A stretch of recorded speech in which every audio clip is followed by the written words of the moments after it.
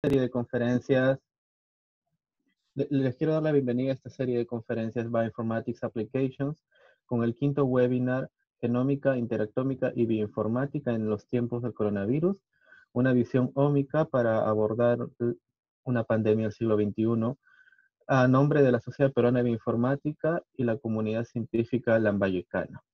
Bueno, mi nombre es David Requena, yo soy el vicepresidente actual de la Sociedad Peruana de Bioinformática y seré el moderador en el webinar de hoy. Para hacer una breve introducción, la Sociedad Peruana de Bioinformática es una asociación peruana sin fines de lucro que se fundó el 23 de julio del 2019 y tiene como objetivo integrar a la comunidad peruana dedicada a bioinformática dentro y fuera del país, impulsar el uso y el desarrollo de la bioinformática en Perú, combatir las disparidades y promover las buenas prácticas en investigación. Asimismo, la comunidad científica lambayecana, que es nuestro coorganizador, es una comunidad de científicos de Lambayeque que tiene por objetivo reunir, contactar y organizar profesionales que se desarrollen en diferentes áreas de la investigación en el ámbito nacional e internacional. De esta forma, la comunidad científica lambayecana busca tener una representatividad e impulsar a su región en diferentes temas de interés local y nacional. En esta oportunidad, la conferencia va a ser dada por el doctor Javier de las Rivas. Es doctor en ciencias con especialidad en bioquímica y biología molecular por la Universidad del País Vasco. Desde el 2003 es investigador de la plantilla del Centro de Investigación de Cáncer de la Universidad de Salamanca y dirige el grupo de investigación de bioinformática y genómica funcional. Él trabaja en genómica funcional y transcriptómica, en integración computacional de bases de datos, de expresión genética y de interacción de proteínas en redes y sistemas biomoleculares.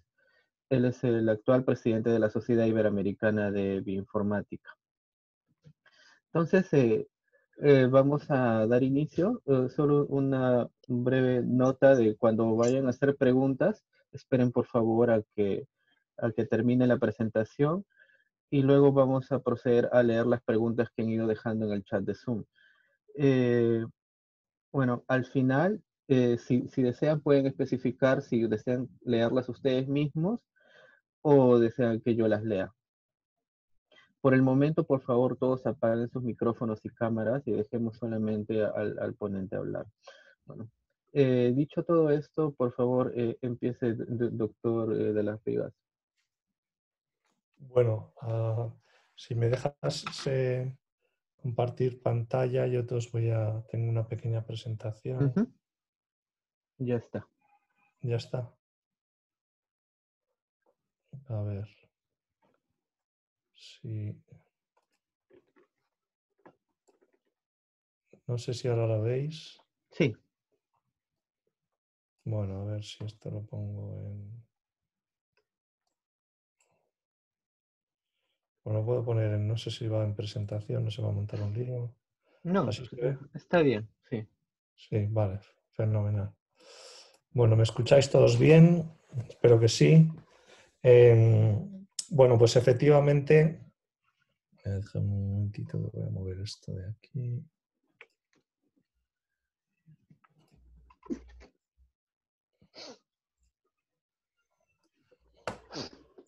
Bueno, pues esto os voy a hablar un poco de la bioinformática y entonces cuando me contactó Percy para esta conferencia,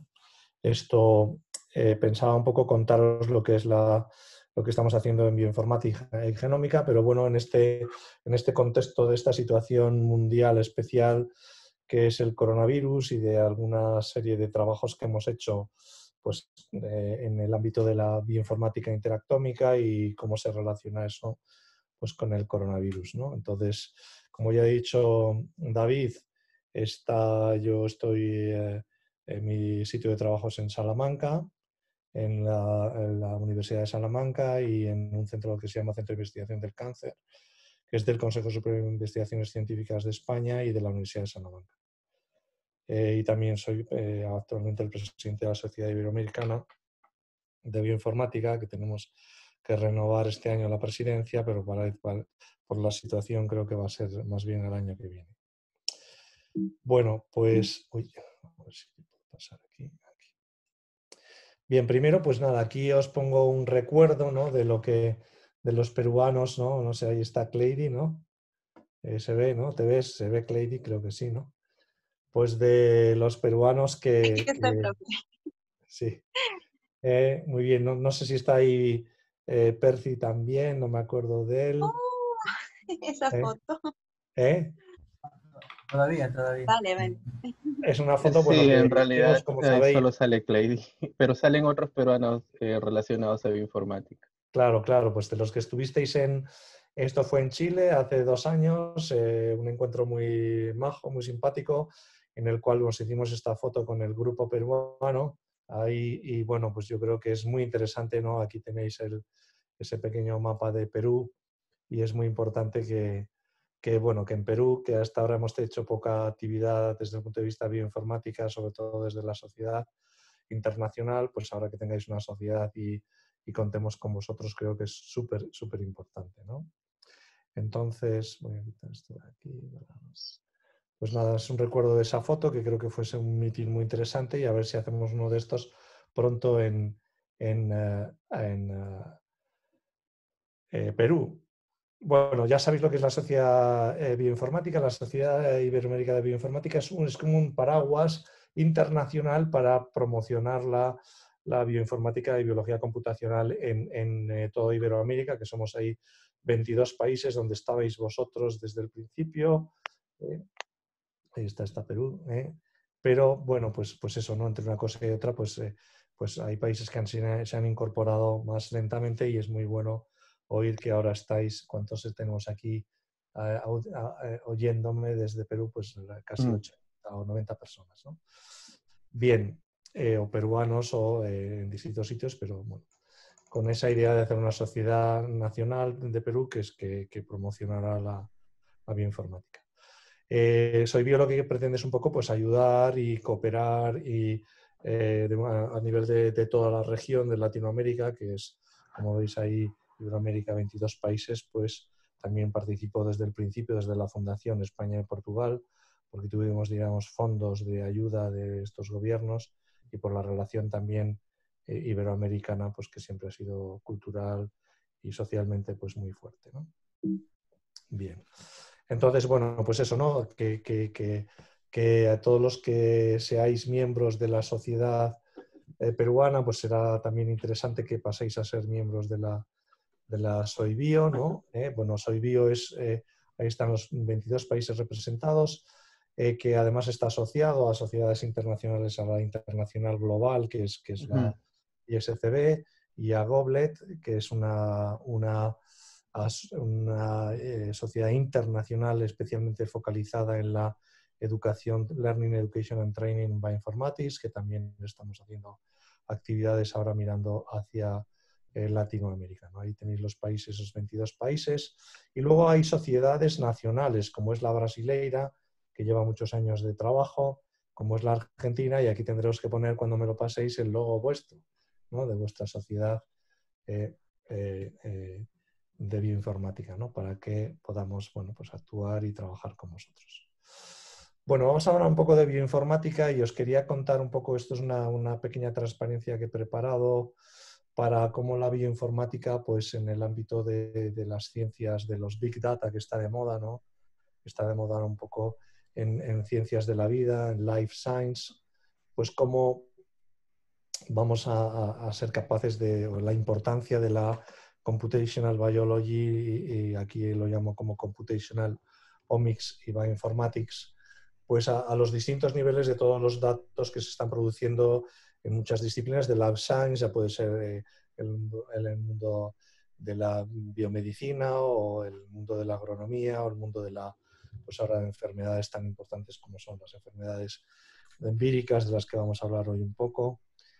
Pues como todas las ciencias ómicas se apoyan en que haya detrás un cálculo computacional y un análisis de datos y una integración y un manejo de esos datos pues de alto nivel, ¿no? Aquí veis un poco como los niveles de las ómicas, que los he visto como en muchos libros se habla de muchas ómicas. Aquí la idea es que las tecnologías ómicas tienen que estar centradas en lo que sería genoma o proteoma, ¿no? Pues como el eje de una célula o un sistema vivo.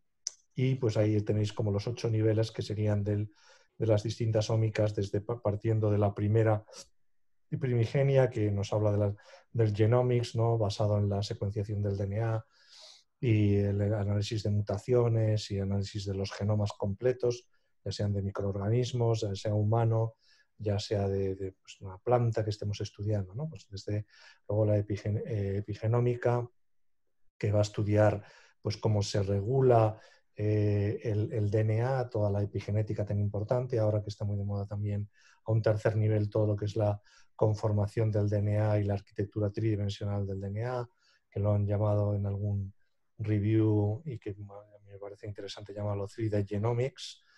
Luego está todo el tema de la regulómica, algunos trabajáis, ¿no? Pues la gente de México ha trabajado mucho en todos los regulones y el análisis de regulación del DNA con factores de transcripción y señales reguladoras, que es muy importante, y lo llamo aquí regulómenes, y vamos pasando con ese dogma, ¿no? de la biología, desde el DNA, el RNA, las proteínas, todas las biomoléculas, la transcriptómica, que es tan importante, que haga tantos miles de datos de muchos estudios, de muchos sistemas celulares, desde RNA-seq, pero no solo del RNA, protein coding RNA, sino también non-coding RNAs, microRNAs, etc.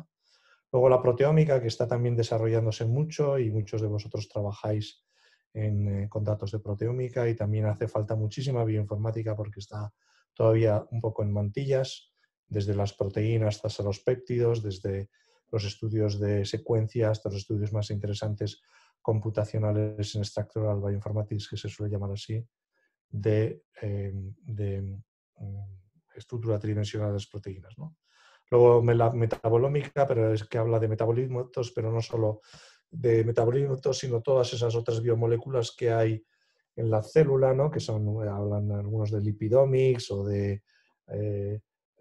pues de hidratos de carbono y las ómicas relacionadas con los glucómics, ¿no? Lipidomics, etcétera. Bueno, los podemos meter en ese ámbito de las biomoléculas y todos los metabolitos, cómo interaccionan con los genes y las proteínas. Y luego la interacción, interactomics, que es de lo que vamos a hablar hoy. Os voy a hablar de unos datos concretos de nuestro trabajo en colaboración con un grupo de Boston de interactómica, ¿no? Pues esto es todo lo que genera miles de datos, petabytes de datos, y si no tenemos bioinformática detrás, por esto pues no podremos hacer pues eso, ¿no? El data driven, esto está pensado un poco para una charla aquí sobre medical omics, pues en la medicina de precisión data driven, pues tenemos que entender que todo esto tiene que ser integrado y no solo hacer transcriptómica sin mirar al genoma, o no hacer solo proteómica sin mirar a los metabolitos o sin mirar al interactoma.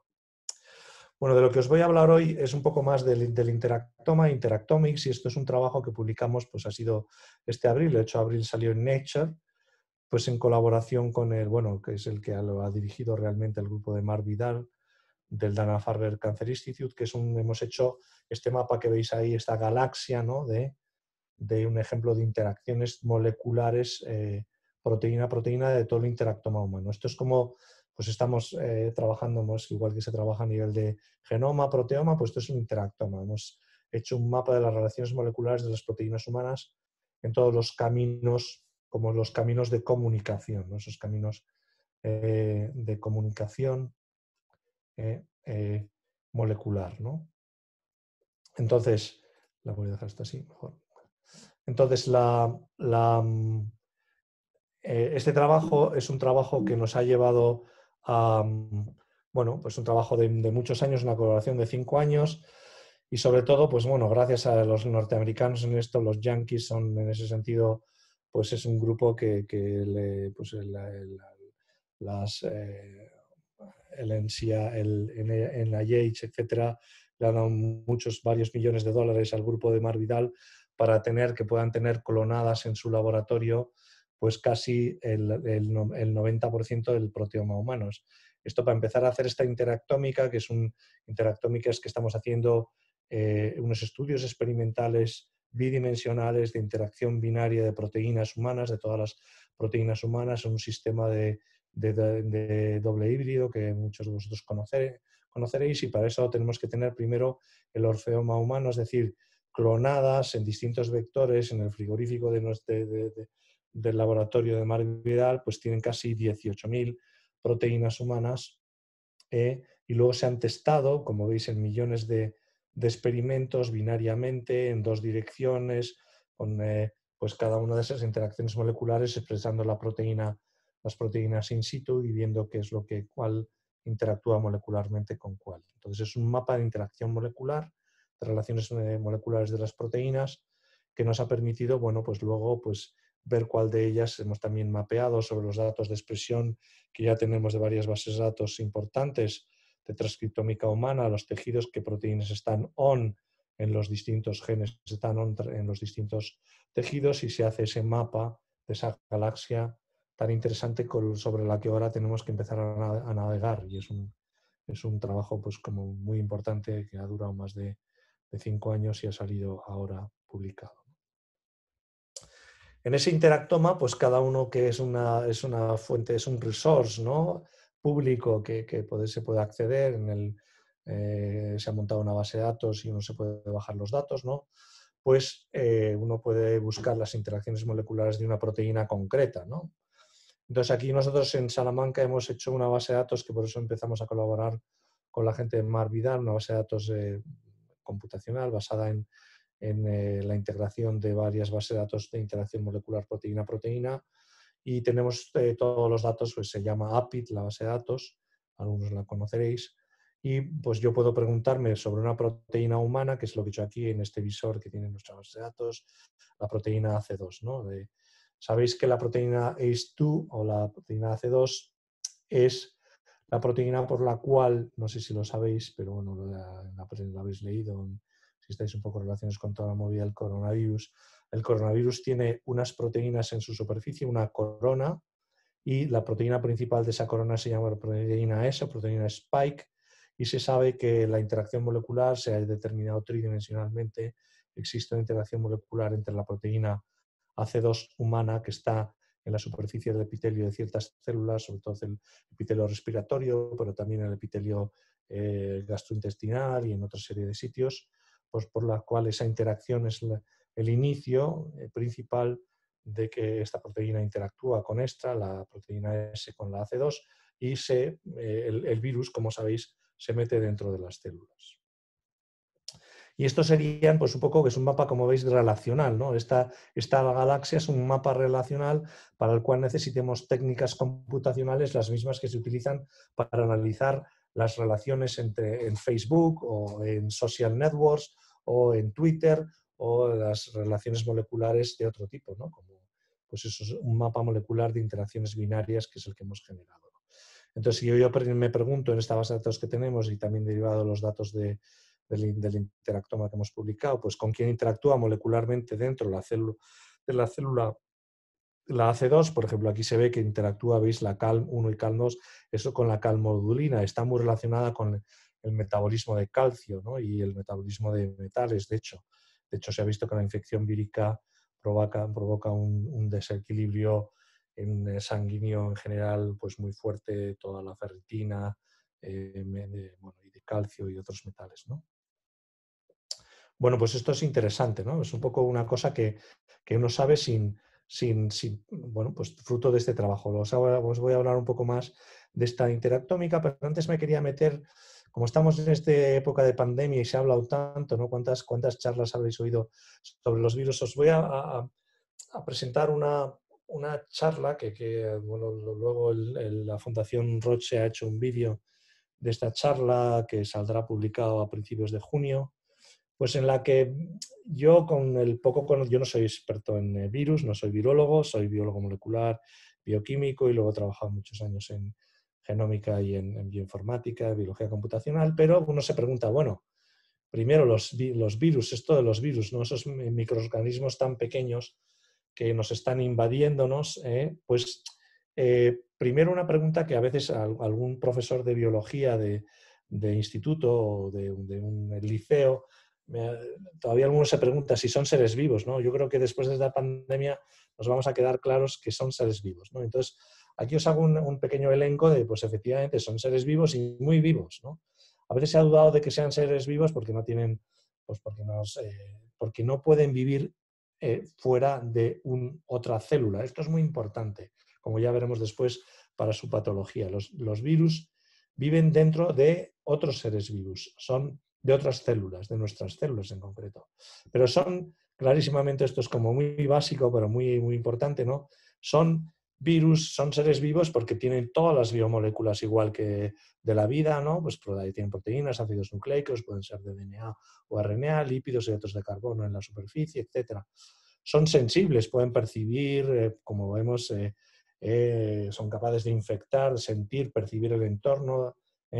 Están muy bien definidos con una envuelta, como tenemos nosotros la membrana celular, pues ellos tienen una membrana cápside envuelta que normalmente es muy resistente pues eso, al daño externo, y además bombean entropía. Tiene un código genético dentro, tiene un genoma, es muy pequeñito, y vamos a ver cómo es el del coronavirus, y luego se reproduce a una velocidad espectacular, miles, millones de veces, ¿no? Pero lo que pasa es que no lo hacen solos, no tienen la maquinaria para esa replicación, tienen que meterse dentro de una célula. Entonces, en la naturaleza existen miles de virus, ¿no? Mirad, ahí veis los tamaños de los virus, no sé si se ve bien más o menos. Bueno, pues ahí tenéis el virus del ébola, el virus de la gripe, el virus ahora del coronavirus, el norovirus, etcétera, ¿no? ¿Veis los tamaños que tienen? Esos son de microscopía electrónica, lo que se le hace con la foto, ¿no? Y ahora hay muchos virus que su estructura tridimensional se ha determinado por electromicroscopía de baja temperatura, crioelectromicroscopía. Bien, entonces yo a veces le digo, bueno, ¿y esto de los virus, estos bichitos, cómo son de grandes? Bueno, pues el periodista me preguntó, y aunque a vosotros pues esto pues sonará un poco a chiste, para que nos hagamos la idea de cómo es un virus, con esto que son 80 nanómetros, ¿qué dimensión nos entra en 80 nanómetros? Pues yo os puedo decir que si uno, lo suelo decir así en plan divulgativo, que mirar, si supongamos que una célula nuestra, una célula del hígado, una célula grande, por ejemplo, hepática, pues es como el tamaño de un estadio de fútbol, como el estadio de fútbol del Bernabéu en Madrid, o como el estadio de fútbol, no sé cuál es el más importante en Lima, ¿cómo se llama el de más importante de Lima? Pues una célula nuestra, si es como el tamaño de un estadio de fútbol, un autobús fuera de ese estadio de fútbol es una bacteria, de ese tamaño sería. Una caja de zapatos dentro del autobús sería un virus, y una pelota de tenis dentro de la caja de zapatos sería una proteína. Para que os hagáis una idea de los tamaños, ¿no? Pues imaginad la cantidad de cajas de zapatos que nos caben en el estadio de fútbol, ¿no? Bueno, pues eso es como los virus entran y además son capaces de poner a funcionar toda la maquinaria de las células, de nuestras células, cuando son patógenos y nos infectan. Bueno, la naturaleza de los virus es que uno, pues somos biólogos moleculares y biólogos computacionales, uno se va a las bases de datos y tiene que decir, bueno, ¿y cuántos proteomas completos conocemos de virus ya bien completamente definidos en la base de datos de referencia de proteomas de UniProt? Pues hay 9.263, esos de hace unos días, ¿no? Virus distintos que tenemos todo su proteoma completo. Daros cuenta de todo lo que significa. Y de los virus, pues ahí están, ¿no? A veces le hemos prestado poca atención.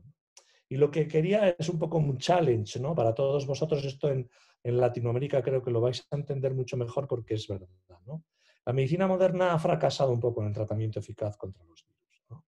Ahora el mundo está muy preocupado. ¿Sabéis por qué el mundo está muy preocupado por el coronavirus? ¿Sabéis por qué estáis muy preocupados por el coronavirus? Pues porque Europa y Estados Unidos están muy preocupados por el coronavirus.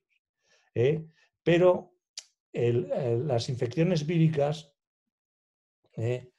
existen cientos de infecciones víricas que han sido tan importantes a veces como la del coronavirus, ¿eh? Y la medicina moderna pues no le ha prestado mucha atención, como estamos ahora todos confinados y prestándole atención. ¿Por qué? Porque es un virus que, bueno, ha empezado en China, pero lo que pasa es que luego ha provocado 30.000 muertos en Italia, casi 30.000 muertos en España, 30.000 muertos en Francia, 30.000 muertos 35.000 muertos en Inglaterra y ahora casi 100.000 en Estados Unidos. ¿Vale? ¿Cuántos muertos ha provocado el virus del Zika en Brasil el año pasado? ¿Sabéis? Pues no, pues nadie lo sabe, pues porque, bueno, Brasil, hombre, no es tan importante como eso es lo que parece, ¿no? Bueno, pues mirar, tenemos la medicina moderna, digo que ha fracasado, primero, porque no hay vacuna eficaces contra el virus, no hay vacunas eficaces. Porque diréis, bueno, sí, ¿cuántos años estamos? Hemos estado trabajando décadas sobre el SIDA, ¿no? Pero no hay ninguna vacuna eficaz contra el SIDA actualmente, ¿no? Por ejemplo, ¿no? Pero el SIDA no deja de ser, es verdad, ahora, digamos, desde el punto de vista de Hollywood y de, yo qué sé, pues no sé, del mundo de LGTB, pues como muy mediático, ¿no? Para ciertas, pero en el fondo es una parte residual de la sociedad, ¿no? Entonces, el SIDA no nos afecta como nos está afectando ahora el coronavirus. Bueno, las vacunas para la gripe pues son tremendamente ineficaces, como sabéis. En España nos gastamos una pasta increíble todos los inviernos en vacunas contra la gripe, que la gente vuelve a caer en la gripe, o sea que son muy ineficaces. Luego, los catarros frecuentes resfriados de origen vírico, que son decenas de catarros, y esto no es una gripe, da fiebre, da una fiebre de 39 grados y unos cuantos días en cama, como estaba produciendo el coronavirus. Son virus bastante agresivos. Pero los catarros y resfriados de origen vírico, que lo único que te da un doctor cuando vas a verle que tienes un resfriado, dice, bueno, tómate un paracetamol, tómate pues eso, paliativos. No hay antivirales eficaces, ¿no? Así como hay cientos de antibióticos, decenas de antibióticos eficaces, hasta que de séptima generación ya tenemos antibióticos, antivirales muy pocos eficaces. Y en las últimas décadas, que esto es lo más interesante, y yo creo que a países como Perú, pues esto lo veréis muy cierto, ¿no? En las últimas décadas se han dado grandes brotes infecciosos que no se han logrado resolver, todos ellos provocados por virus. El virus del ébola, el virus del dengue, el virus del MERS, el rotavirus, el SARS, ¿no? 1 y 2, ahora el 2, coronavirus 2, el Zika. Y los médicos, bueno, pues muchas veces nos dicen, no, la gente yo tengo un par de amigos que tienen un virus del herpes, ¿no? Y no, pues, ¿qué pasa? No, pues de vez en cuando le bajan las defensas y le brota. Pero no hay nada, o sea, no se lo quitan. Bueno, pues ahí está, ¿no? Entonces, mirar esto cómo afecta a los brotes infecciosos, especialmente a la zona de África y Latinoamérica y el sur de Asia, a los países más tropicales y subtropicales. Yo creo que en el continente americano, en Sudamérica, ahí tenéis mucha afección, ¿veis, no? El virus del Zika, lo que está... leí unos estudios que el virus del Zika ha afectado a más de 1 millón de personas en Brasil, datados en 2018. ¿Esto nos ha importado en Europa? Pues, y en Estados Unidos, pues no nos ha importado mucho. ¿Qué queréis que os diga? Yo no sé cuál es la prevalencia del virus del Zika en Perú, me gustaría saberla, ¿no? Pero bueno, el virus del dengue, ¿no? El virus del ébola, el virus de la hepatitis, aquí la llamamos a veces hepatitis africana porque es más frecuente. Bueno, pues ahora tenemos el coronavirus, pero es que la medicina un poco ha fracasado, ¿no? Entonces tenemos que darnos cuenta de que tenemos que, bueno, es un tema para luchar, y no solo para luchar contra este coronavirus, sino para luchar desde el punto de vista molecular, de la biología computacional y de la biología molecular, contra estas enfermedades que están realmente afectando al mundo, ¿no? Y que no nos sigan diciendo los médicos, como veis ahí, pues ya habrá sido un virus, ¿no? Cuando uno tiene un mal que no tiene cura ni tratamiento. Bien, esto es una pequeña como preámbulo de decir, oye, los virus, pues ahí están los virus y están produciendo patologías como esta pandemia, pero esta pandemia está siendo tan importante y está colapsando el mundo Pues quizás pues por eso, porque ha afectado a Europa de una manera muy dramática y también a Estados Unidos. Pero si se hubiese quedado en China, pues se hubiese quedado como se quedó el coronavirus 1, que ahí está, el SARS-1, que mucha gente no le ha prestado mucha atención, o como el Zika, que tiene unos datos de pandemia muy importante, pero mientras no llegue a Europa, pues no es muy importante. Bien, entonces tenemos que ver qué es lo que podemos hacer nosotros desde el punto de vista computacional, por lo menos, o qué podemos hacer desde el punto de vista del abordaje de esta pandemia. Bueno, pues ahí vuelvo un poco a lo que os decía al principio. Yo creo que es muy importante, la interectómica aquí nos ayuda mucho, que sepamos cómo los virus entran en las células, y es muy interesante ver esa interacción molecular y qué farmacología, qué antivirales podemos tener eficaces y desarrollar eficazmente para evitar esa infección de los virus en las células, ¿no? Entonces, pues eso, ¿no? Esto aquí es un poco la segunda parte de mi charla de hoy, pues eso, ¿no? Ese interactoma y coronavirus. Pues veis, ¿no? Que aquí lo veis en este esquemita de un paper muy interesante que se acaba de publicar, ¿no? Pues veis cómo los virus, pues con el interactoma, porque tienen que interaccionar con proteínas, pueden entrar dentro de nuestro organismo. Y pues es importante darnos cuenta que los virus entran dentro de las células. Lo que os he dicho aquí, os he dicho antes, es muy importante saberlo. El virus no vive, se replica solamente dentro de las células. Lo primero que tiene que hacer es infectar la célula, meterse. Algunos virus, como el del SIDA y otros, el herpes, luego se quedan latentes tiempo, a veces de décadas, a veces meses, ¿no? Latentes, se pueden quedar latentes. Una cosa que no sabemos ahora del coronavirus es cuánto se queda de latente dentro de las personas infectadas, estamos estudiando, ¿no? Y sabemos pues no, que el SARS-2, COVID-2, pues infecta, pues el primer paso que da es por esta entrada que veis aquí de la proteína humana AC2, ¿no? Que también está, como veis, es el receptor de angiotensina, entonces está relacionado con la tensión circulatoria, la tensión sanguínea, pero bueno, con otra serie de cosas importantes, ¿no?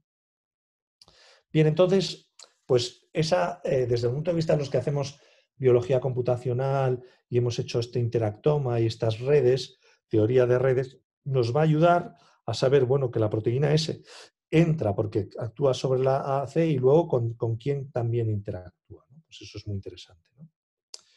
Bien, pues esa, ¿no? Determinar esas interacciones moleculares. Y aquí os traigo, como la segunda parte de esta charla va a ser más de interactoma y coronavirus, pues un paper que os recomiendo a todos que os leáis, muy interesante, también que ha salido en Nature, de un grupo donde hay muchos biólogos computacionales importantes, ¿no? Trey Ideker, uno de ellos, ¿no? ¿Qué es lo que han hecho? Bueno, pues lo que han hecho es el trabajo tan interesante de interactómica de tomar las proteínas de este virus, clonarlas del genoma de este virus, que es un genoma pequeñito que vamos a ver, y meterlas en células humanas y ver con qué proteínas humanas interactúa. Han hecho un pequeño primer interactoma mixto, híbrido, donde han determinado 332 interacciones moleculares proteínas-proteínas. Este trabajo, ya os digo a todos los que me escucháis, que no se ha podido hacer, y hay muchos autores, lo veréis, Gordon et al. Está publicado hace una semana o dos. Todavía está en prepublicación en Nature. No está, bueno, porque han hecho un release antes, porque interesaba mucho a Nature hacer el release, pero todavía no está la publicación definitiva. Bien, entonces, pues han determinado esas interacciones moleculares. Aquí tenéis un esquema del genoma del virus que ha salido en muchas ilustraciones y muchas publicaciones, tiene unos 30.000 pares de bases, pero lo más interesante a los que somos un poco más proteinólogos que DNólogos, yo mi formación como biólogo molecular es más hacia las proteínas, pues esas 29 proteínas que tiene, han clonado de ellas 26 y las han expresado en células humanas y han visto con quién interactúa. Y esto es un trabajo súper interesante. Ha visto las proteínas que son. Y entonces pues han hecho un mapa de interacciones, ¿no? De la proteína NSP6 es una de ellas, ¿no? Del virus, que está en la parte de la cápsula, bueno, de las proteínas, perdón, no estructurales, están relacionadas más bien con toda la maquinaria de replicación del virus. Estas son las estructurales fundamentales, estas son las no estructurales. Entonces, seguís bien, ¿no? Las diapositivas, espero que sí. Pues aquí veis, ¿no? Pues eso, pues esta proteína interactúa con 3 ATPasas, ¿no? Con una ATPasa, lo cual es muy interesante, pues y también con bueno, una serie de proteínas relacionadas, como veis, con la ATP sintasa, la bomba de ATP sintasa de las vacuolas, etcétera, vacuolar. Entonces, bueno, pues, ¿por qué tienen que interactuar por ahí, ¿no? Entonces, no solo han identificado proteínas que son targets de esas 26 proteínas víricas, sino que además han hecho un estudio muy interesante de qué fármacos, por ejemplo, veis aquí la hidroxicloroquina, que se ha hablado mucho de ellas, dónde bloquearían interacciones moleculares. Y esto sí que es interactómica muy interesante, ¿no? Y veis ahí pues, los resultados que tienen, son resultados preliminares, pero muy, muy interesantes, ¿no? Entonces veis aquí un poco los fármacos que se están usando y cuántos de ellos tienen que ver con la interacción molecular. El ciclo del coronavirus, como sabéis, necesitamos antivirales, ¿no? Y entonces, bueno, pues primero la hidroxicloroquina, se ha puesto un poco en tela de juicio, pero se sabe que es un fármaco, es muy tóxico porque, bueno, pues tiene muchos efectos secundarios, pero en la infección vírica inicial es muy eficaz porque evita tanto la entrada del virus a nivel vacuolar como la salida. Y eso es interesante y por eso es bastante eficaz, ¿no? Esta hidroxicloroquina combinada con algún antibiótico, pues en los tratamientos en España ha sido con la fase viral más aguda inicial, pues bastante eficaz, ¿no? Evidentemente no puedes tratar con hidroxicloroquina a la gente mucho tiempo, pero puedes retener o parar la fase viral. Aquí veis el lopinavir y el ritonavir, no sé si sabéis, estos son fármacos que son los fármacos clave para el tratamiento del SIDA. De nuevo veis hay pocos antivirales y se han estado usando porque son los que en este ciclo del coronavirus bloquean a este nivel de toda la transcriptómica de traslación y transcripción, ¿no? Y luego, pues el Remdesivir, que es uno que se ha puesto de moda, pues también está bloqueada la replicación con toda la maquinaria de replicación, ¿eh? Y luego, pues otros como la ribavirina, que es otro antivírico, o el interferón, pues se han utilizado porque pues, bloquean la salida, ¿no? del virus, ¿no? Aquí también, pues eso, efectivamente, otros posibles fármacos o tratamientos son anticuerpos neutralizantes, que vuelan de plasma neutralizante, ¿no? Pues de gente que haya pasado, o inhibidores de entrada, que actualmente no tenemos ninguno, o sea que el primero de vosotros que descubra un fármaco que bloquee esto, pues estará súper bien porque ya no conseguiremos parar el virus antes de que entre en nuestras células y esto es realmente muy importante, ¿no?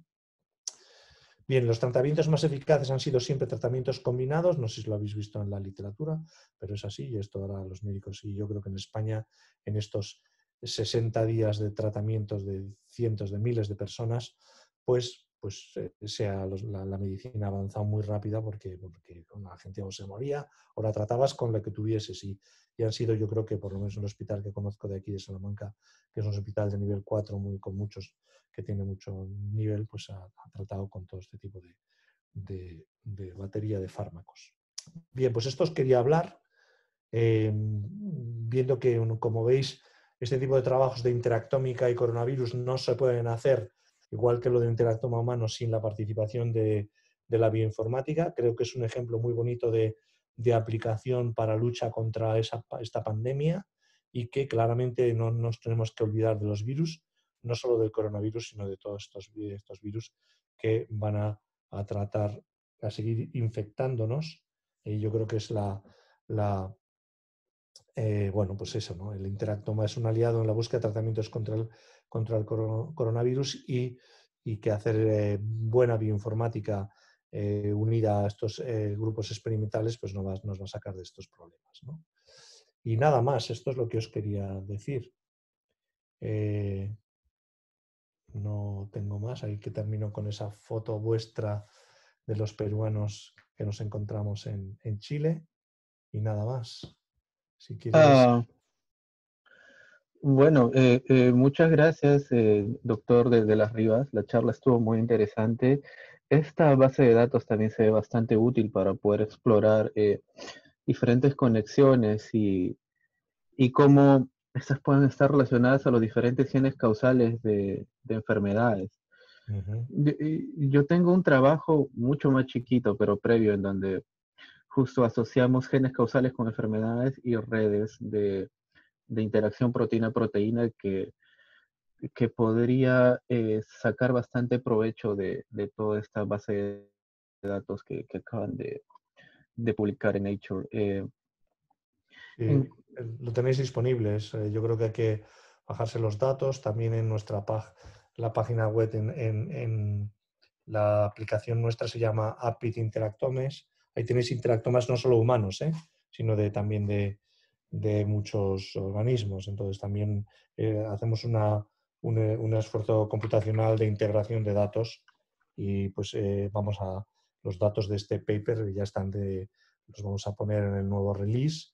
Y también incluso los de estos dos papers, el nuestro y el del coronavirus, que va a ser muy interesante. Sí, justo de eso le quería preguntar, pero antes quiero ver si Hay ya... 114 personas escuchándome, no me lo creo. Sí, hemos tenido algunos picos en que han habido más y otros han salido.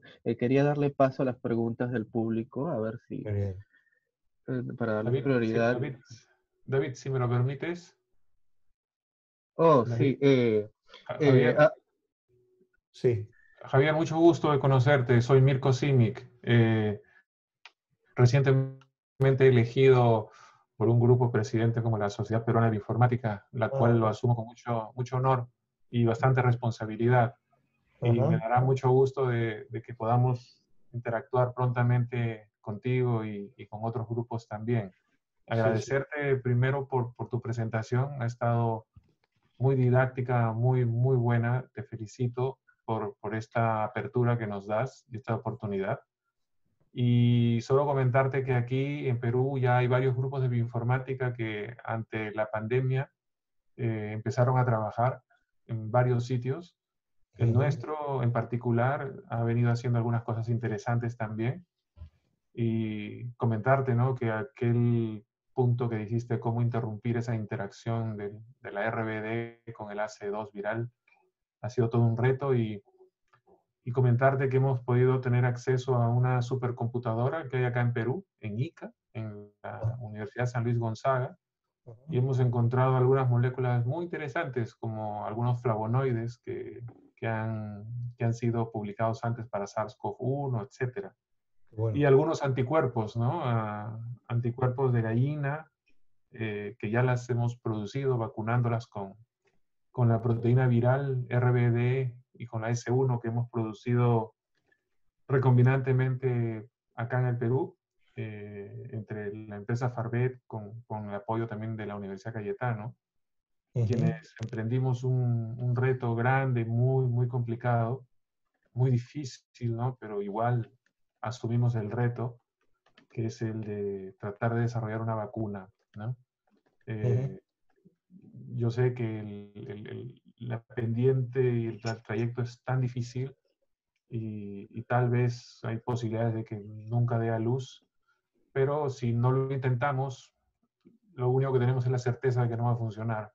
Y si lo intentamos, al menos tenemos una probabilidad marginal de que funcione, si es que nos las estamos jugando, ¿no? Y de pasada, como tenemos ya las proteínas purificadas, ya formuladas, mañana empieza el ensayo preclínico en ratones. Qué bueno. Decidimos también inmunizar animales, gallinas y alpacas, para poder aprovechar en la obtención de anticuerpos como terapéutica, ¿no?, para los casos de COVID graves. Y Sí, bueno, parece que las proteínas, los anticuerpos de los, ¿cómo se llaman? De la alpaca y del... la llama. La alpaca es de la llama, pero de la alpaca pueden ser muy eficaces. Sí, cierto. Por el hecho de que al ser tan sencillos, no es una molécula única de bajo peso molecular, Claro. son relativamente fáciles de producirlos de manera recombinante en el laboratorio. Claro. Entonces, haciendo una buena selección de las clonas de los linfocitos B que las producen, sacando el material genético, se puede pasar a un sistema biológico para producirlo en gran cantidad, ¿no? Pero al mismo tiempo estamos apostando por otra ruta. Esto de las alpacas lo estamos haciendo, ya hemos inmunizado a los animales, en 2 semanas debemos estar tomando ya la muestra de sangre, purificando los linfocitos. Tenemos felizmente el apoyo de un citómetro con cell sorter muy bueno que es capaz de diferenciar y separar una población de linfocitos, de modo que el screening se hace mucho más fácil.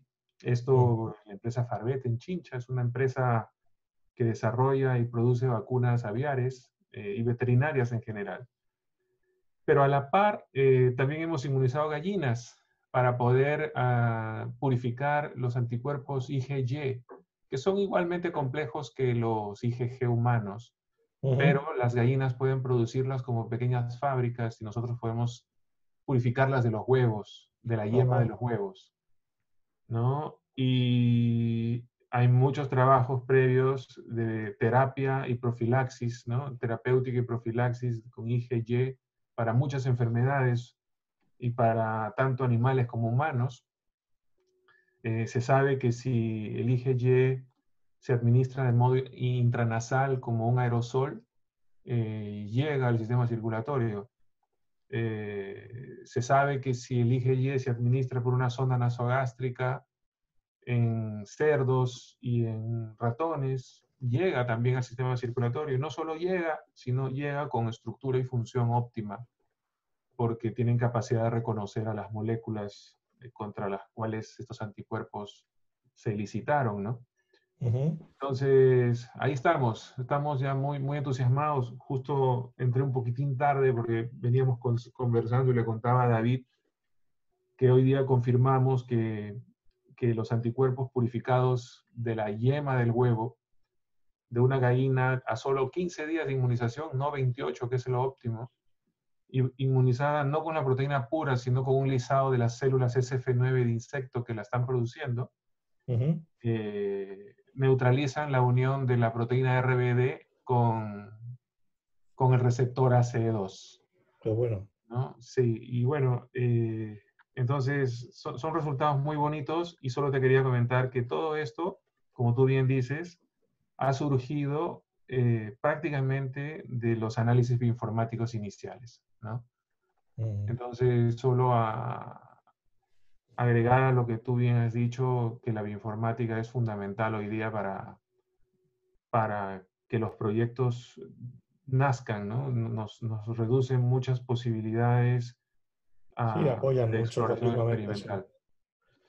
Y bueno, Javier, nuevamente te doy las gracias y encantado de que podamos participar en un futuro. Sí, ya os como contactaré, sociedad. David y Mirko, porque queremos tener una reunión la semana que viene y a ver si podéis participar, porque ya que nos ponemos, pues ya metemos a Perú de lleno.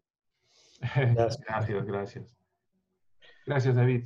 Perdona la interrupción. No, está bien, Mirko. De hecho, quería hacer una pregunta. ¿Qué otras proteínas ha visto en el interactoma que pueden estar jugando un rol en la entrada del virus? Porque ya es conocido, digamos, que hay un receptor, ¿no? El TMRPSC2, algo así, que participa en el momento de la entrada junto con el ACE2. Sí, vamos a ver, no, es verdad, vamos a ver, este trabajo, que todo trabajo, aunque sea muy bueno, tiene sus pegas, ¿no? Pero una de las pegas que tiene es que no consiguen trabajan sobre todo con las proteínas no estructurales, por ejemplo, no tienen muchos datos de la proteína S, de las estructurales de superficie, que son las que provocan la entrada. Entonces, todo el estudio que luego desarrollan de fármacos y tal y cual, como se ve aquí, pues es sobre todo de las proteínas no estructurales de dentro de la maquinaria del virus, ¿no? Entonces, eso es... Yo me refería a su otro estudio del interactoma. Se ha visto que otras proteínas de la célula humana podrían estar jugando un rol. En la infección. Sí. Bueno, no, es que, vamos a ver, yo de esto estoy contándoos una cosa un poco, o sea, yo no soy experto en cómo el virus entra y no soy experto en otras infecciones víricas, etcétera, etcétera.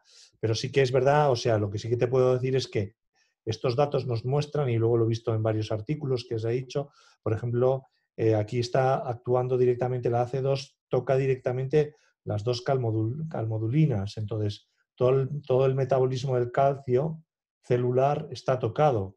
Y además, como luego veis, hay otra, bueno, pues una de las interacciones más importantes son con ATPasas, etcétera, vacuolares. Entonces, esto te indica un poco cómo es el camino de entrada de esa endocitosis vírica, ¿no? Entonces, yo creo que a esto hay que echarle un vistazo, no solo a la AC2 como proteína, sino también a estas otras proteínas relacionadas, ¿no? Pero bueno, hay que estudiarlo mejor y ver un poco también, porque efectivamente no solo es la proteína Spike esta fue la que primero se ha visto con el estudio alemán, porque consiguieron además esa estructura tridimensional, no de esta unión, sino que también esta otra proteína, ¿no? Que Mirko, ¿no? Vosotros estáis trabajando, ¿no? Sí. Y sería posible, digamos, ver, o sea, obtener como estas redes que surgen con centro en el ACE2 para las otras proteínas, los otros receptores de fuera que, que se ha visto que participan en la unión del Sí, SARS-CoV-2 en otros tipos celulares. claro, claro, sí, sí. Yo creo que, vamos a ver, esta interactómica y lo que hay detrás de esto, o sea, mi mensaje, que ha sido un poco sencillo, pero claro, es que tenemos que investigar mucho mejor cómo los virus entran en nuestras células y cómo Mm. anidan en nuestras células, ¿eh? Esto es lo crítico, porque si el virus no entra, pues ahí se queda, ¿no? Pues no. Entonces, ¿qué es lo que pasa, por ejemplo, en los niños? Pues que se ha visto que en los niños los niveles de AC2 son muy bajos, ¿eh? Entonces, por eso casi no les infecta. Gracias a Dios en eso hemos tenido suerte, ¿no? Las personas mayores y tal, pues bueno, pues eso, esto está más... O sea, los receptores de superficie no son los mismos, ¿no? Entonces, eso está claro. Hay que hacer toda una especie de un pequeño subnetwork, un pequeño de subinteractoma de todo, no solo el AC2, sino todas las posibles que tengamos en superficie, en estos modelos, y ver luego las proteínas víricas, pues cuáles son modos de entrada. Pero te quiero decir que esto es un tema que además debemos de abordar de una manera un poco más ómica y decir, bueno, igual que el virus así entra el virus del coronavirus, que ahora nos importa mucho por todo esto, pero ¿cómo entra el virus del Zika?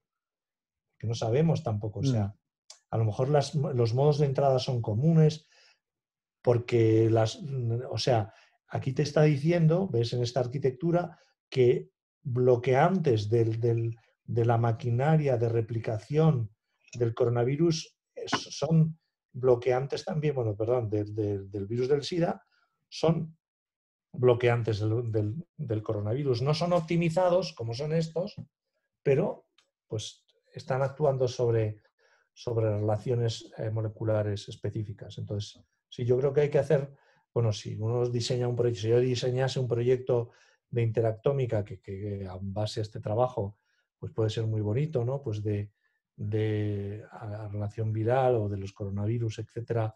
Pues lo primero que hay que tomar es este interactoma humano y hacer un mapa bien hecho, como os decía también al principio, también específico del tipo celular, ¿no? Porque el interactoma luego tiene sus características dependiendo si estamos en el pulmón, ¿veis? Aquí esto va a ser, Sí. la red va a ser de pulmón, que va a ser distinto del intestino, que va a ser distinto pues en piel, ¿no? Pues entonces Sí. eso nos ayuda a este mapa mucho.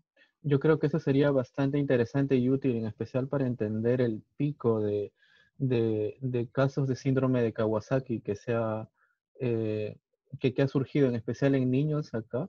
En Nueva York, eso se disparó desde el momento en que los niños empezaron a infectar más. Y justamente, como mencionaba usted, no está tanto relacionado al ACE2, sino a cómo entra el virus en los diferentes órganos de la célula. A ellos Claro. los afecta principalmente con hinchazones en los pies, en la piel, y termina produciendo toda una casuística que no es típica de la infección respiratoria de De más la que se llama adultos, sí, COVID. sí. Ajá. Mm. Bueno, es un virus que tiene muchas caras. Aquí los médicos y que se han puesto todos a trabajar. Bueno, es que aquí en Salamanca hemos tenido, daros cuenta, en un momento dado, hospitalizados en el hospital casi 450 personas y 85 en UCIs de críticos, ¿eh? La tasa de mortalidad en críticos que hemos tenido, ahora ha mejorado un poco, pero inicial era de 2 a 1. O sea, de los que entraban en fase crítica de coronavirus, ya podías poner respirador, lo que fuese, 1 de cada 2 se moría. O sea que, Así es. y ahí no, efectivamente se ha muerto mucho más gente mayor, pero si uno entraba en fase crítica, la fase crítica de la reacción inmune descontrolada, autoinmune descontrolada, pues podías tener 40 años, como se ha muerto alguna persona, pues, que era un atleta de súper de alto rendimiento, Mm. y se lo ha llevado el virus. Justo en ese aspecto, acá en la Universidad Rockefeller, estamos haciendo un proyecto en estudiar genómicamente de manera muy extensiva a pacientes en ambos extremos, o que han sido, digamos, muy jóvenes sin factores de riesgo y la pasaron muy mal, tanto como a personas con todo el riesgo encima que casi no sintieron enfermedad, para ver cuáles son los elementos de la genética propia de estas personas que o los favorecían o los predisponían. Mm. Justo en ese aspecto se me ocurría de que estas redes, digamos que se podrían subdividir de acuerdo a la genética propia, ya sea de diferentes genes del sistema inmune o de repente del HLA. Ujú. Hace poco yo sometí un artículo, ya ha pasado fase editorial y está siendo revisado, en que mostramos cómo los diferentes genotipos del MHC humano Ujú. permiten a ciertas personas responder mejor que otras, reconocer Sí, mejor los epítopes del virus. sí, hay un componente claramente genético de la variabilidad genética. No sé si habéis visto, bueno, yo publiqué, no sé si lo tengo por aquí, a ver. Un momentito. Pues de lo que ha salido, hay un componente claramente genético, ¿eh? A ver si os enseño esto. Un momentito. ¿Cómo se llamaba el investigador del Rockefeller? Oh, Hizo su trabajo genético. Luke es un equipo grande que por nuestra parte está siendo liderado por John Laurent Casanova. Casanova. John Laurent. Sí, espera, aquí os pongo, mirar. No sé si habéis visto esto de la... Bueno, esto es una cosa, es un estudio, yo, la verdad, no soy experto en coronavirus, pero me he metido, bueno, con esto toda la pandemia, todo el mundo está pidiéndote que trabajes y tal y cual. Y esto es no sé si lo ves, esto simplemente lo mandé a Twitter, ¿eh? Pero vamos, tuvo, no sé, miles de entradas por la locura que es. Esto es un poco las tasas de mortalidad a nivel de 10 países del mundo, de los que... ¿eh? Aún seguimos viendo su PowerPoint. Ah, perdón. A Sí. ver.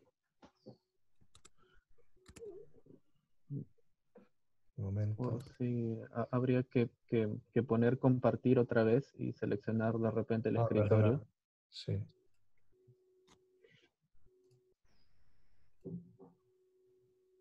Vale.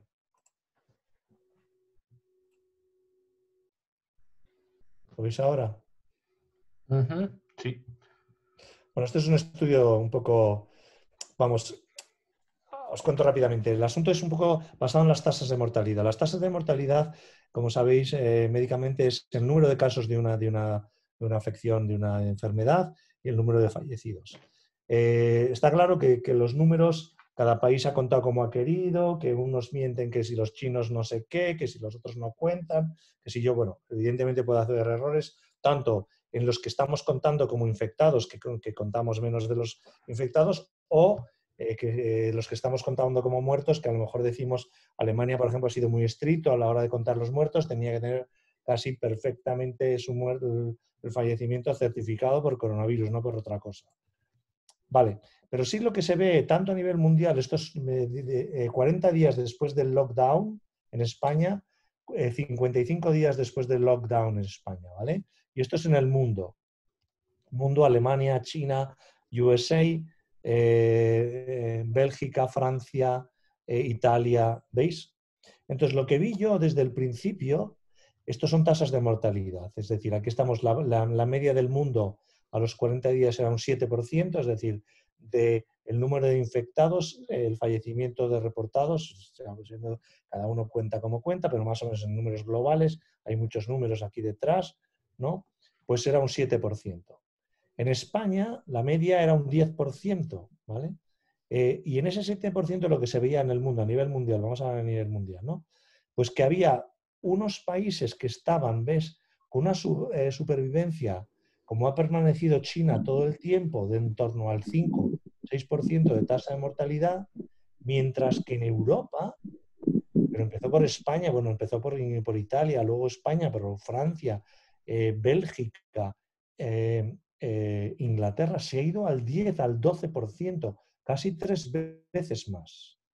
Y eso ha sido constante y luego 55 días de lockdown. Entonces parece que hay que el death toll, que digamos las muertes por coronavirus, es como muy distinto, ¿veis?, en países, y vemos del oeste de Europa. Porque aquí uno puede decirse, pero es que toda Asia tiene tasas, incluso países un poco menos como, yo que sé, Filipinas, bueno, y la India, es increíble, ¿no? Aunque tenga muchos casos, siempre está en torno a esta tasa. En Europa se nos disparaba el doble o el triple. Y si os fijáis también, pasa que en el norte, nosotros hemos visto que en el norte de España y el sur de España tienen tasas muy distintas. Y en Italia ha sido igual. Y aquí os mapeo, esto es un carácter genético, es un haplogrupo genético del genoma humano, para que veáis, ¿no? ¿Veis? Este es un haplogrupo que está el R1b, básicamente para explicar que hay una clara, lo que estabas comentando, David, una clara diferencia en susceptibilidad genética. Esto es un ejemplo, no es claramente esto, hay que estudiarlo bien, con los números mucho mejor hechos y tal y cual, pero veis, por ejemplo, ese mapeo, ¿no? Veis Italia para este haplogrupo, que aquí en este haplogrupo están parte de las HLAs, las HLAs de superficie de todo el sistema inmune y tal y cual, pues el genoma humano puede tener un tipo u otro. Ahí veis un poco la distribución del haplogrupo. Esto es todo, digamos, variantes polimórficas, polimorfismos de la población. ¿Por qué veis en el norte de Italia se está muriendo a una tasa de mortalidad que es casi el doble del sur de Italia? Pero mirad el haplogrupo cómo mapea. En España es igual, en el norte, en Cataluña, en Madrid. ¿Veis frente al sur? Pues es que es... Y esto es un ejemplo. No, con esto nada más quería ser un poco polémico, esto no lo he publicado en ningún sitio y tal y cual, pero un poco polémico decir, hey, que aquí el genoma y la genómica va a tener que ser relevante de los pacientes, no tanto del virus, porque el virus luego se ha visto por todos los estudios secuenciales, es el mismo, sino cómo afecta a los distintos pacientes, a los distintos enfermos. De hecho, es impresionante cómo correlaciona la abundancia de este haplogrupo. Algo similar es lo que hemos visto en el estudio que le estoy comentando y que ya se ha visto ya en muchas otras enfermedades, ¿no? Como el propio sistema inmunológico, la colección de genes del HLA que tiene cada persona Sí, sí, sí. predisponen o no a una respuesta. Pero mirar, por ejemplo, aquí veis Alemania que está fuera de este haplogrupo, pero mirad Rusia. Rusia ahora tiene cientos de miles de casos, pero la mortalidad es muy cercana a la de China. Entonces, ¿veis? Todo Asia tiene una mortalidad mucho más baja. ¿Por qué? ¿Por qué en Bélgica se ha disparado al 16%? Efectivamente tiene que ver algo con la genómica que todavía no entendemos, pero esto será muy interesante entenderlo y ahí sí que tenemos que hacer DNA sequencing de pacientes, ¿no? Porque Sí, si no, no saldremos de la duda. Javier, sí, sí. discúlpame, una pregunta. ¿Y en verdad estamos seguros de que las variantes genéticas de los virus en estos países son las mismas? Porque considerando que cuando recién empezó a llegar a Europa, estos Sí. países cerraron fronteras, ¿no? De modo que si el virus ha mutado, su evolución ha sido ya interna en cada país. ¿Crees tú que podría darse el caso de que Te hemos haya hecho un habido estudio. alguna especiación?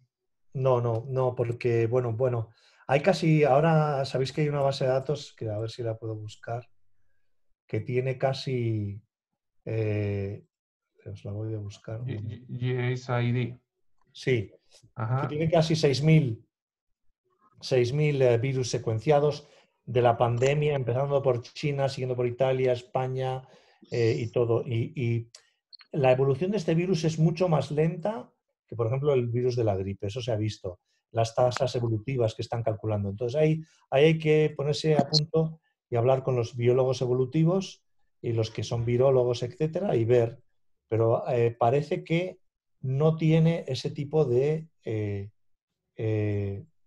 a ver, esta es la española. Esta la habréis visto seguro, ¿no? A ver, voy a copiar. Porque algo que llama la atención, Javier, si bien estas tasas que tú estás mostrando son marcadamente diferentes y en algunos países más altas que otras, si vemos cómo han cambiado estas tasas en el tiempo, no se cumple que desde un primer inicio esas hayan sido las tasas de mortalidad. En unos primeros inicios las tasas de mortalidad en estos países eran bajas y han ido acelerando y han ido Sí, subiendo con en el todos, en tiempo. todos. Eso hace que pensar si es que aparte hay algún otro factor más propio del virus y su evolución. Era mi idea. Ya, pero bueno, Aún seguimos viendo su imagen anterior con las barras, doctor Javier. está. Mm. Mirad, Sí. sí, vamos a ver, las tasas a los cuales, por eso he hecho esto, la tasa ha ido creciendo en todo el mundo. O sea, la tasa media del mundo empezó por 5%. ¿Ves? Aquí están 7 a los 40 días de pandemia en España, a los 55 días todavía subió un poco, en España ha sido subiendo. Estas tasas han siguiendo una línea porcentual un poquito, o sea, realmente esto es como el inicio y esto es como lo más extremo, ¿no? Pero bueno, y lo que os quería enseñar, ahora os muestro. Uy, perdón.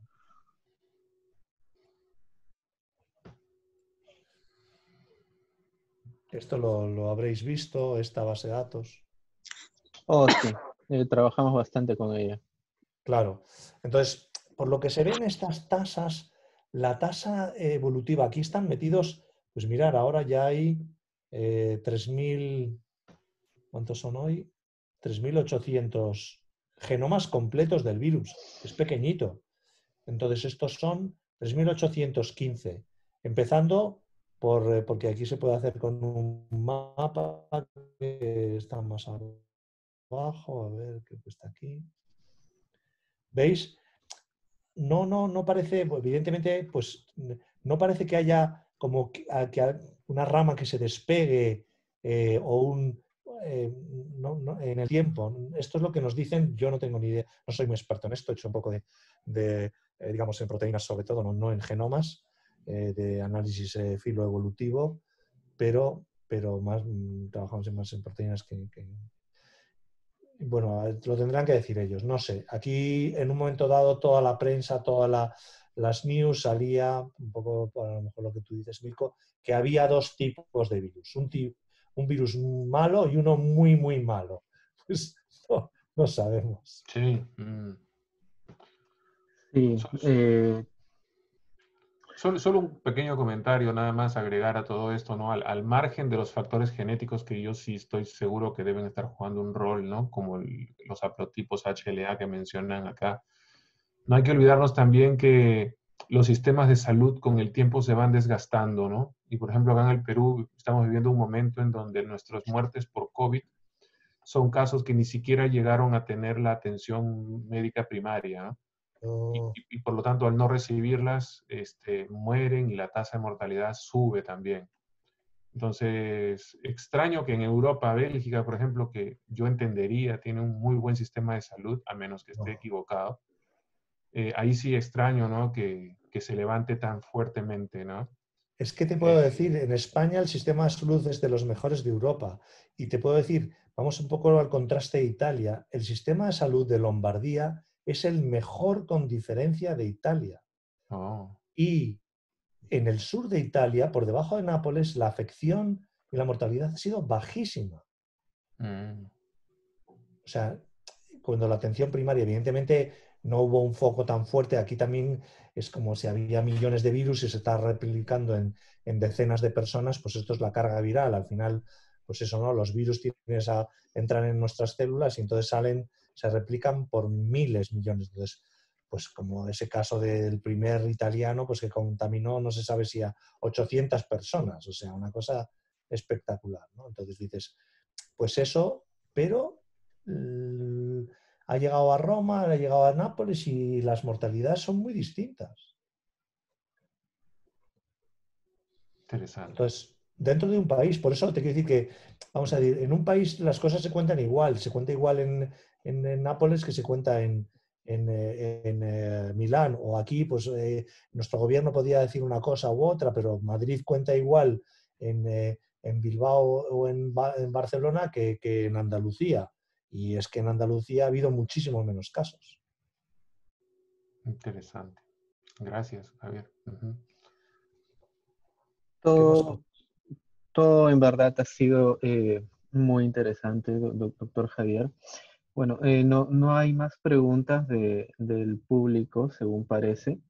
Entonces, estaría dando por terminada la conferencia, pero eh, eh, quisiera preguntarle si tiene unos momentos para conversar con nosotros, con el equipo organizador al terminar. Sí, sí, muy bien. Entonces, bueno, muchas gracias a todos por asistir a este quinto evento. Vamos a continuar con esta serie de eventos. Aún tenemos muchos más por venir. Esta conferencia ha sido grabada, por si acaso. Y la vamos a subir dentro de pronto al terminar todo este ciclo a la página de YouTube de la Sociedad Peruana de Bioinformática, en donde estamos coleccionando toda la serie de eventos y conferencias en los que venimos participando. Los invitamos a seguirnos en nuestras redes que pueden ver ahí en la pantalla y bueno, gracias a todos. Si tienen alguna otra pregunta, la pueden hacer llegar por privado y nosotros vamos a ver la manera de poder responderla respecto a cómo unirse, a cómo darnos algún feedback sobre estas charlas y cómo poder inscribirse en las siguientes. Bueno, muchas gracias a todos y eso sería todo por el día de hoy. Ahora, Muy bien. Tamara, mm, Sí, ya creo de que acaba la charla y perfecto. para quedarnos un momento con el doctor de las Rivas. Ya, perfecto, está bien.